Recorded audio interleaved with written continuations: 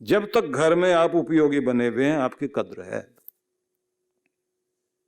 बुढ़ापे में पहुंचने के बाद भी उपयोगी बने रहना, कुछ न कुछ ऐसा जरूर करते रहना। ये बीमे वाले यही करते हैं, किसी का कोई एक्सीडेंट वगैरह हो जाता है, बूढ़ी माता गई और भले चला भी नहीं जाता था, उसके बाद भी उसका जो है वो लिखवाते हैं, पैसे लेने के लिए कोर्ट में लिखवाते हैं। इतना इतने का काम करती थी माता जी हमारी, वो बच्चों को खिलाती थी, हमारा अचार डाल देती थी, मसाले वसाले डालती थी, बैठ करके चौकीदारी करती रहती थी। 30-35 हजार रुपए तक का हिसाब बताएंगे, इतना इतना वो करती रहती थी। अब वो जो है उनको चोट लगने के बाद में हमारा तो इतना नुकसान हो गया, तो वो जो है खामियाजा हमें मिलना चाहिए। और भले ही वो जो है ना वो बैठे बैठे, और सब लोग कहते थे कि न काम की ना दाम की, सौमन अनाज की, पता नहीं क्या क्या बोलते हैं ना, हिसाब लगा लेते हैं इतना इतना ये उपयोग। लेकिन मैं आपको कहना चाहता हूं कि सच में आपको आखिर तक भी उपयोगी बनना चाहिए। एक परिवार में मैंने देखा, वहां एक प्रज्ञाचक्षु महिला है, जिसे आप कहेंगे ब्लाइंड है बेचारी, लेकिन अपने बच्चे पाले, अपने घर को संभाला, पोते पोतियां हो गई, अब भी समृद्ध परिवार हो गया, अब भी अपने घर का काम करती है बैठकर, अचार तक डालती है, मसाले वसाले मिला करके इतने बढ़िया ढंग से सब काम करती है। और अपना एक नौकर उसने अपना अलग रखा हुआ है, जिसको ड्यूटी लगा रखी है कि शाम के समय में पार्क में सैर कराने के लिए जाएगा, और तेजी तेज चलती है। 70-80 साल की आयु में भी अपना शरीर ठीक रखा हुआ, ऐसे प्राणायाम करेगी बैठ के कि भगवान ने अगर एक चीज छीन ली है, अक्ल तो है ना, हाथ पांव तो चलते हैं, उपयोगी तो बनना है ना, किसी का बोझ बनकर नहीं जीना। मैं तुम्हारे 10 काम कर सकती हूं, तो मैं कम से कम इस बात की कद्र तो होगी कि मैंने तुम्हारे लिए अगर 2 रोटी खाई है तो मैंने 10 रोटियों का काम भी किया। बहुत बड़ी बात होती है। जिस आदमी को आप ये समझते हैं कि बुढ़ापे के अंतिम छोर तक पहुंचने के बाद भी जो उपयोगी है, तो वो बूढ़ा आदमी नहीं है। और जो मोहताज बना हुआ दूसरों का, उसको मान लीजिए वो बूढ़ा आदमी है, बीमार, दूसरों के ऊपर जीने वाला। क्या कर सकते हो आप? गीता अद्भुत संदेश देती है, आप पढ़ेंगे सुनेंगे आपको बहुत आनंद आएगा। लेकिन अभी मैं आपको कहना चाहता हूं, कृष्ण को प्यार करने वाले लोग और उनकी भक्ति को सिद्ध करने वाले लोगों को सबसे पहले सीखना चाहिए, हर दिन जिंदगी से कुछ देने वाले बनो। आगे उन्होंने समझाया गया कि कृष्ण का प्रिय होने के लिए, उसकी भक्ति की साधना करने के लिए दूसरा गुण माना गया व्रती होना चाहिए आदमी को। दान, व्रत, तपो, होम, दूसरे नंबर पर व्रत कहा गया है। व्रत का मतलब ही होता व्रीय वर्ण, चुनाव करना, सिलेक्ट करना, कुछ जीवन में संकल्प लेना, कुछ अपने जीवन का निर्णय करके चलना कि मैं अपने जीवन में ये चीज पाना चाहता हूं, लक्ष्य बना करके चलना। क्योंकि व्रतेन दीक्षाम आपनोति, उसी से तो आप दीक्षित होंगे। जब आपके जीवन में व्रत आता है, व्रत ही आपको उस तरफ लेकर जाता है कि जब आप ज्ञान प्राप्त करते हैं, जब आप कुछ नया सीखते हैं। आप अपने जीवन में कोई लक्ष्य बना लीजिए कि मैंने ये होना है, तो फिर आप वैसा होने के लिए कहां से क्या नॉलेज चाहिए आपको, आप उस तरफ जाओगे ना। और जिन्होंने भी दुनिया में कुछ बड़ा किया है, उन लोगों के पास एक बड़ी चीज थी, उन्होंने एक संकल्प लिया, एक व्रत लिया और उसके आधार पर जिंदगी जी। हनुमान जी का सेवा का व्रत, महावीर स्वामी का अहिंसा का व्रत, और आप महात्मा बुद्ध के जीवन में देखिए जहां करुणा का व्रत है। एक व्रत लिया, और उस व्रत को लेकर के उन्होंने पूरा जीवन ही उसी पे लगा दिया। भीष्म का अपना व्रत था, राम जी का व्रत तो मर्यादा का है। जिनके जीवन में भी एक व्रत है जिस पर अपना जीवन लगा दिया, वही उनकी पहचान बन गई। इसलिए कुछ चुनाव करिए और चुनाव करके आप अपने जीवन में कोई एक संकल्प लेकर के चलिए। और संकल्प क्या होता है? एक तो होती कल्पना करना, इच्छा शक्ति, कोई भी मन में कोई इच्छा कर लेना। इच्छाएं तो बहुत आती हैं आपके मन में, लेकिन बड़ी बात यह होती है कि बहुत सारी इच्छाओं में से एक दृढ़ इच्छा, पक्की इच्छा, कोई मजबूत, जो आपको हिलाकर रख दे कि ये तो चाहिए। उस दृढ़ इच्छा को आप दृढ़ निश्चय में बदलिए। उस दृढ़ निश्चय को आप जब आगे बढ़ता हुआ देखेंगे कि अब मैंने ये करना ही करना, तो उसे बोलते हैं संकल्प। और यही है वो व्रत। व्रत दिलाया जाता है कि तुमने ये करना है। गुरुओं के शरण में, गुरुकुल में जब आते हैं ना विद्यार्थी, तो वहां का अपना नियम है, जाते सबसे पहले तो नाम बदल दिया जाता है, नई पहचान। और नाम के आगे जो भी शर्मा, वर्मा, गुप्ता कुछ भी लगा हुआ वो हटा दिया जाएगा। वस्त्र बदल दिए जाएंगे, एक ही तरह के वस्त्र पहनेंगे सब, एक ही दिनचर्या में सब रहेंगे, कोई छोटा नहीं कोई बड़ा नहीं। और यहां कोई और पहचान नहीं है, यहां गुरु पहचान देता है। इसलिए सबके नाम के आगे एक उपनाम जुड़ जाता है। वो उपनाम जुड़ गया तो वो उस नाम से अपने आप को पहचानता है। और एक वेशभूषा में रह रहा है, राजा का बेटा है या रंग का बेटा है, वहां भेद ही नहीं आएगा कि कौन बड़ा कौन छोटा है, कौन निकट कौन नहीं। और सबसे बड़ी चीज होती है एक खास अनुशासन। और गुरु उस समय जो कहता है कि मेरी देह के दिए से, तो अपने अंदर के दिए को प्रज्वलित करने की कोशिश कर, मेरे बाह्य रूप को मत देख। मेरे अंदर जो जल रहा है दीपक, उस दिए से तू अपना दिया जलाने के लिए आया। इसलिए गुरु के आकार प्रकार को नहीं, उनके अंदर जलते हुए दिए को शिष्य देखता है और उससे अपने दिए को प्रज्वलित करता है। और जब वो दिया जल जाता है तो उसका प्रकाश अपने आप महसूस होने लगता है। सारिपुत्र बुद्ध की शरण में रहा कितने समय तक, बड़े सारे प्रश्न लेकर आया था। उस समय जो है उसने कहा था कि मुझे बहुत कुछ पूछना आपसे। बुद्ध ने कहा कि पूछ लो, लेकिन अभी नहीं, 1 साल बाद पूछना। 1 साल रुको, अभी इतना धैर्य रखना।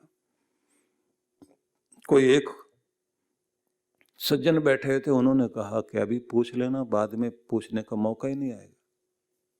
जो पूछना अभी पूछ लो। लेकिन उसको जब ये कहा गया 1 साल बाद प्रश्न करना, तो चुप हो गया बेचारा। उसके बाद फिर वो उसके पास गया जो कह रहा था कि अभी पूछ लो। तो उससे पूछा कि क्या होता है बाद में। बोले मैं भी ऐसे ही आया था, तो आज कोई सवाल पूछने लायक हालत में नहीं। उसको लगा पता नहीं क्या हो जाता है। साल बीता तो सारिपुत्र से पूछा गया कि आज प्रश्न करने का मौका है। बोले प्रश्न नहीं, अब तो समाधान मिल गया। क्योंकि प्रश्न का उत्तर खोजते तो जवाब दिमाग को मिलता, लेकिन अब तो आत्मा को उत्तर मिल गया है, हृदय को मिल गया है। अब सारे सवाल ही खत्म हो गए। जहां सारे प्रश्न खत्म हो जाएं और समाधान मिल जाए, वहीं तो समाधि भी घटती है। अब दिखाई देता है कि उस व्यक्ति के अंदर गुरु का, बुद्ध का पूरा पूरा प्रकाश इस तरफ फैलने लगा। वैसे ही बात करता है, व्यवहार वैसा हो गया, बहुत प्रेमपूर्ण हो गया। समय आता चला गया तो बुद्ध कहते हैं कि जाओ, अब यहां नहीं ठहरना, जो पाया है ना, बांटो उसको। अब लोगों के बीच में जाए तो वो क्या कहे, जन्मों की प्यास तुम लिए घूम रहे हो, इतना धन पाने के बाद भी तुम्हारे अंदर कुछ और पाने की चाह बाकी है। घर परिवार है लेकिन फिर भी अशांति है। तुम्हारे पास इतना कुछ होने के बाद भी तुम ये कहते हो जिंदगी में अधूरापन है। ये प्यास है, और इस प्यास के लिए कुआं भी है, और उसका जल लेकर मैं आया हूं। कुएं का नाम मेरा सदगुरु है, और उसका जो जल है वो उसकी वाणी है। अब मैं तुम्हें वो देना चाहता हूं। और फिर वो कहे कि ये मैं दे रहा हूं, ऐसा नहीं है, मैं तो वहां से ढोकर लाया हूं। अब उसको पी करके जो तुम्हें शांति मिलेगी तो मेरे गुरु को प्रणाम करना, मुझे नहीं। और वो आवाज देता था कि प्यासो उठो, जन्मों के बाद तुम्हारे लिए कुआं आ गया है, कुएं के पास आ गए हो। अब लोग उससे आनंदित हों, अद्भुत आनंदित हों, लोग कहें कि अद्भुत हो आप तो, वो बोले नहीं नहीं मैं नहीं, वो है, सुगंध उसकी है, मैं तो हवा भी नहीं हूं, उस सुगंध को लेकर आया हूं, ऐसा भी नहीं कह सकता हूं। एक यंत्र बन गया हूं, बस दे हो रहा है। लेकिन जब वो चारों तरफ हर दिन अलग अलग दिशा में प्रणाम करता था तो लोग कहते थे किसे प्रणाम कर रहे हो? बोले सदगुरु को। बोले वो अलग अलग दिशा में है क्या? बोले जिस दिशा में मेरा सदगुरु जाता है मैं उसी दिशा में प्रणाम कर लेता हूं। मुझे हर दिन पता है आज मेरे सदगुरु इधर हैं, आज इधर गए हैं, आज इधर गए हैं। तो फिर इतना प्यार करते हो उनको, जाकर मिलते क्यों नहीं? बोले आदेश नहीं है, हर दिन अंदर ही मिलना होता है, अंदर ही ध्यान करता हूं, यही मिलता हूं उनसे, अंदर से ही उनको हर दिन मिलता हूं और यहीं से प्रणाम करता हूं और हर दिन उनके आशीष भी पाता हूं। लेकिन फिर भी बाहरी क्रिया करनी होती है। बाहर से अगर नहीं करोगे तो बात नहीं बनेगी, तो इसलिए हर दिन झुक करके प्रणाम कर लेता हूं। हवाओं को कहता हूं जाना, मेरे सदगुरु के पांव को छू कर आना और फिर मेरे माथे को छू लेना। सूरज की किरणों को कहता हूं कि तुम चमक रहे हो, मेरे ऊपर भी बरस रहे हो और मेरे सदगुरु के चरणों पर भी प्रकाश फैला रहे, तो आना वहां से छू करके और फिर मेरे पूरे बदन को छू लेना, क्योंकि मुझे आज्ञा नहीं है कि मैं वहां जाऊं। इतना प्रेम लिए बैठा है वो, और प्रश्न करने के लिए आया था, प्रश्न सारे गिर गए। तो जिस समय किसी व्यक्ति की जिंदगी में कोई व्रत आता है तो उसके बाद ही उसकी जिंदगी में चमत्कार भी घटते हैं। इसलिए मैं ये निवेदन करना चाहता हूं कि अपने जीवन में अगर कृष्ण को लाना चाहते हैं तो सबसे पहले तो आपको बांटना आना चाहिए। कंजूसी से यहां मार्ग नहीं मिलता, यहां उदारता से मार्ग मिलता है, और उसे मार्ग मिलता है जो संकल्पित है, जो संकल्प ले चुका कुछ करने के लिए, जिसने अपने आलस्य का परित्याग कर दिया, वो कुछ बनने के लिए तैयार है। और ये बात ध्यान रख लेना, जो कुछ बनने के लिए तैयार होगा, कुछ होने के लिए तैयार होगा, उस आदमी के पास में एक बड़ी खास बात होती है, वो बदलने को तैयार होता है, वो अपने अंदर परिवर्तन लाने को तैयार होता है। जो आदमी बदलना नहीं चाहता, दुनिया को बदलना चाहता हो, खुद एडजस्ट करने को तैयार नहीं और पूरी दुनिया को कहता है कि तुम मेरे साथ एडजस्ट करो, खुद अपशब्द बोलता है और दूसरों से कहता है कि सब लोग मेरा सम्मान करें। खुद का व्यवहार अच्छा नहीं है लेकिन ये चाहता है कि दूसरे लोग अच्छा व्यवहार करें, संभव ही नहीं है। बदलने के लिए जो आदमी तैयार है, जिंदगी उसकी ही चमत्कार पूर्ण होगी, अद्भुत होगी, उसी के जीवन में कुछ घटेगा भी। और कमाल की बात यह है कि लोगों को देखा है कि उनकी औकात, मतलब उनके अंदर की योग्यता, उनके अंदर के विचार 20,000 रुपए वाले हैं और 2 लाख रुपए महीना कमाना चाहते हैं। तो अंदर बदलो ना पहले, तो तुम 2 लाख वाले हो जाओगे, 20 लाख वाले हो जाओगे। जब तक अंदर नहीं बदलोगे तो बाहर भी कोई बदलाव आएगा नहीं। तुम वैसे के वैसे ही पुराने ढर्रे पर चल रहे हो और चाहते हो कि तुम जो है वो जेट एज में, इस जेट युग में उस स्पीड से चल सको, तुम्हें वो पुराना ढर्रा तो छोड़ना पड़ेगा ना, अपने अंदर बदलाव तो लाना पड़ेगा। जो कुछ तुम्हारे अंदर अब तक चला आ रहा है उसको तो छोड़ करके एक नया होना पड़ेगा, तभी तो दौड़ते हुए लोगों के साथ कंपटीशन में आगे जा सकोगे। इसलिए ये प्रार्थना सबसे संकल्पित होना, और कृष्ण भगवान के प्रेम को पाना चाहते हैं तो तीसरी बात कही गई है, तपस्वी भी बनना पड़ेगा। तपस्वी होने का मतलब ये है कि सुख दुख सहना पड़ेगा, गर्मी सर्दी सहनी पड़ेगी। जो भी कोई बड़ा आदमी बनता है या कुछ होने की चाह रखता है, आलस्य तो उसको भी आता है। ठंड के अंदर जो है कंबल में पड़े रहने की इच्छा, तो रजाई में पड़े रहने की इच्छा तो उसकी भी होती है। सवेरे सवेरे नहाने की इच्छा नहीं होगी, इच्छा उसकी भी यही होगी थोड़ा सा टाइम से जरा धूप वूप ठीक से आ जाए उसके बाद स्नान करेंगे। तब भी वो जल्दी उठता है, कंबल को फेंकेगा, क्योंकि सबसे पहले वो ये कहता है अगर मुझे जीतना है तो सबसे पहले तो अपने आलस्य को जीतना पड़ेगा। अगर मुझे जीतना तो सबसे पहले तो अपने बिस्तर में ही जीतना है, सबसे पहले अपने कंबल को लात मार के फेंकना है। अगर मेरे 5 बजे उठने का नियम है तो मुझे उठना ही पड़ेगा। नहीं आज थोड़ा सा मजा आ रहा है, थोड़े और इच्छा है और लेट लें, क्या हो जाएगा अगर आधे घंटे बाद जो है उठ गए तो? अंदर उत्तर आना चाहिए कि बस यही हो जाएगा, जो तुम होना चाहते फिर वो नहीं हो पाओगे। क्योंकि आराम पसंद के लिए दुनिया में कुछ भी नहीं है। जो आराम को हराम कह सकता हो बस वही आगे जाएगा, और जो आराम पसंद करने वाला होगा उसकी जिंदगी तो खोखली जिंदगी, वो गमले में उगने वाला पौधा हो जाएगा। ये नियम कोई आपको टोकेगा उसके लिए नहीं है, खुद को खुद टोकना जिस दिन शुरू कर दोगे उस दिन गीता आपकी जिंदगी में आकर खड़ी हो जाएगी और ये कहेगी जो तू चाहता है मैं दूंगी तुम्हें, मिलेगा, आपको सब कुछ मिलेगा। आपका कृष्ण, आपका भगवान आपको सब कुछ देगा, लेकिन तैयार तो हो। किस्मत को दोष देने से कुछ नहीं होगा, अपना फर्ज तो पूरा करिए ना। और केवल शरीर की मेहनत की जरूरत नहीं है, दिमागी मेहनत भी होनी चाहिए, हार्दिक मेहनत भी चाहिए, भावनात्मक परिश्रम भी चाहिए।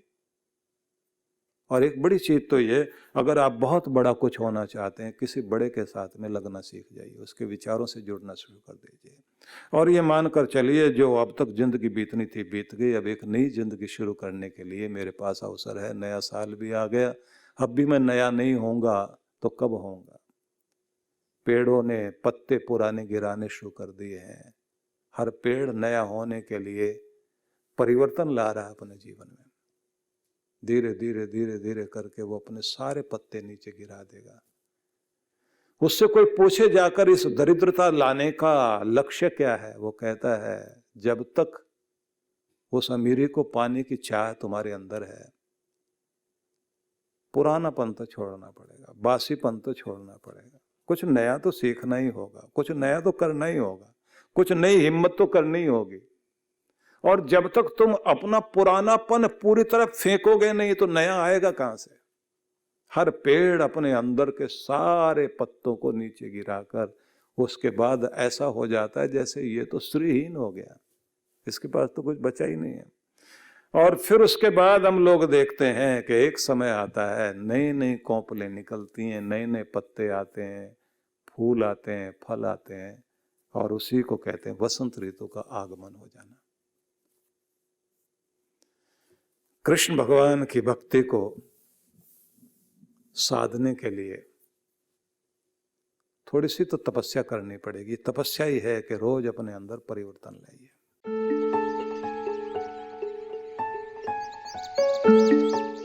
आप सभी भक्तों को मैं ये सूचना देना चाहता हूँ कि जो हर बार जिस प्रकार से हम लोग साधना का कार्यक्रम कराते हैं, और इस बार जो हम लोगों ने हिमालय की साधना के लिए आपको आमंत्रित करना था, तो कोरोना के कारण वो संभव नहीं हो पा रहा, लेकिन फिर भी ऑनलाइन आप लोगों को लाभ देने के लिए आनंद धाम से ही हर दिन आपको ध्यान से जोड़ने के लिए व्यवस्था की जा रही है। सबसे पहले 5 दिवसीय ब्रह्म शक्ति जागरण ध्यान, इसका शुभारंभ होगा। ये 5 दिनों के लिए कार्यक्रम रहेगा।